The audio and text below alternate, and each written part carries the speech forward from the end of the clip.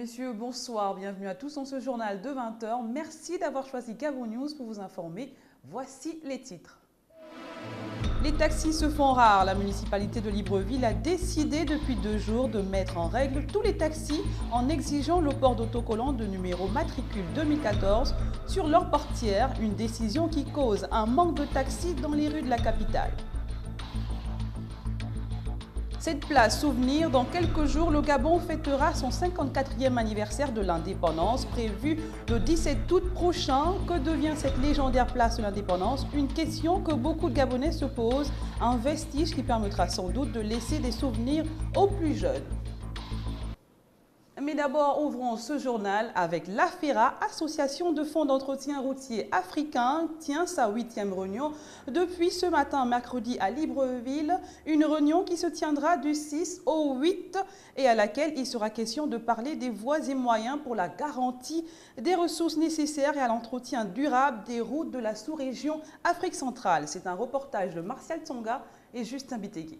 Adéquation, outils et mécanismes de programmation des travaux financés par les fonds d'entretien routier et les ressources mobilisées, c'est le thème de la 8e réunion de l'Association de fonds d'entretien routier africain, dont le but est de maintenir les routes en bonne et due forme.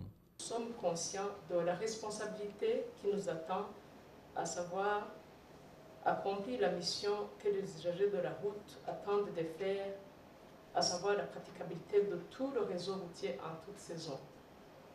Je signale en passant qu'aujourd'hui, tous les directeurs généraux de l'Afrique centrale ont fait eux-mêmes le déplacement. Et donc, je félicite mon collègue du Gabon. Représentant le ministre empêché, le secrétaire général du ministère, ouvrant les travaux, a appelé chacun des participants à apporter sa pierre à l'édifice de nos routes. Chacune des délégations devra donc apporter sa modeste contribution afin que notre sous-région parle d'une même et seule voix à l'occasion de cette réunion annuelle.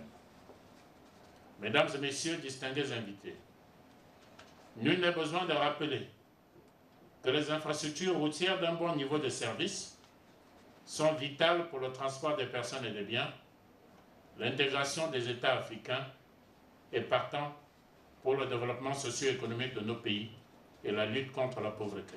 Il faut tout de même rappeler que l'AFERA, l'Association des fonds d'entretien routier africain, a été créée en décembre 2003 à Libreville au Gabon, dans le but de promouvoir une bonne gestion de fonds d'entretien routier, surtout de maintenir des routes et le paiement dans de brefs délais des prestations réalisées par des entreprises. Restons toujours dans le cadre de l'AFERA, mais cette fois-ci dans le cadre spécifique du Gabon. À quelques jours seulement du 17 août, Landry Patrick Oyaya, directeur général, a accordé un entretien à la presse à propos de la structure dont il a la charge et surtout de l'entretien des routes au Gabon. Il était au micro de nos reporters Martial Tsonga et Justin Bitegui. Le directeur général du fonds d'entretien routier du Gabon, à l'heure de son entretien avec la presse, a tenu à faire l'historique de l'AFERA. Aussitôt a-t-il abordé les objectifs qui lui sont assignés. L'association des fonds routiers africains est née à Libreville en 2003, terre gabonaise. Et cette association regroupe aujourd'hui 32 pays africains.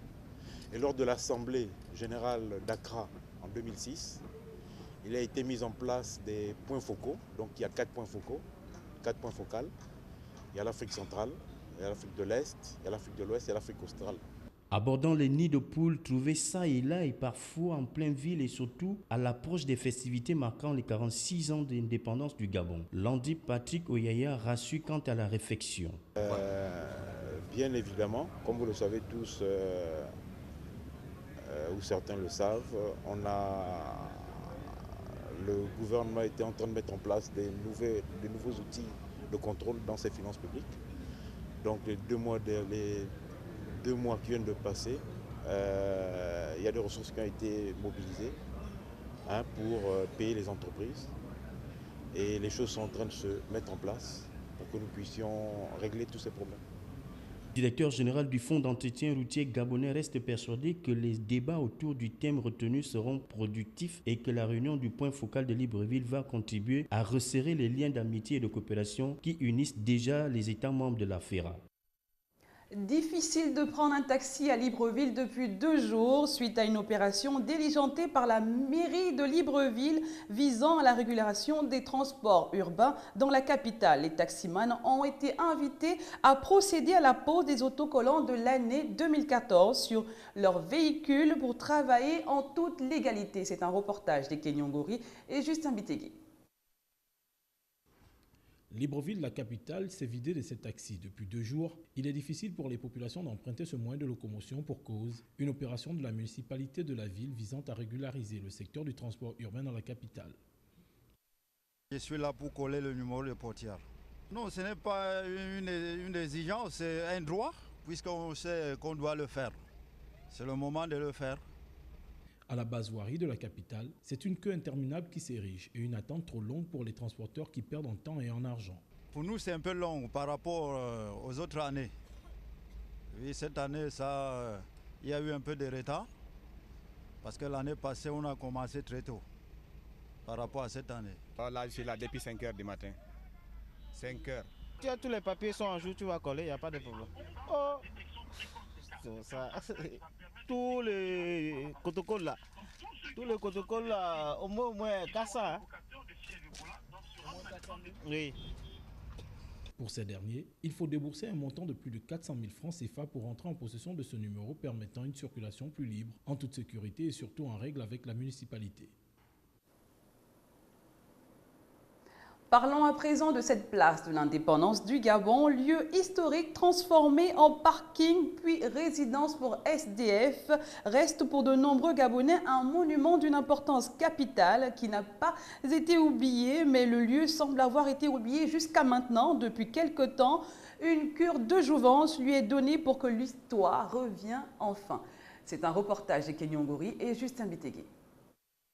L'histoire nous enseigne que cette place est juste derrière ce mur de tôle situé entre le mausolée du père de la nation, président Léon Mba, et l'hôtel Cristal, que cet endroit aux allures de parking à ciel ouvert se trouve être l'une des places les plus importantes de l'indépendance du Gabon. C'est en ces lieux où, le 17 août 1960, a été proclamé. Ici, personne n'oublie l'histoire, surtout pour ceux qui l'ont bien apprise. Ça, c'est une place de l'indépendance. C'est une place historique. Ouais, ça représente... Bon, car en fait, quand on parle de l'indépendance, c'est la libération. Donc... on surveille les voitures parce qu'il n'y a pas assez de parking ici. Parfois, les gens, pour garer, ils ont des problèmes.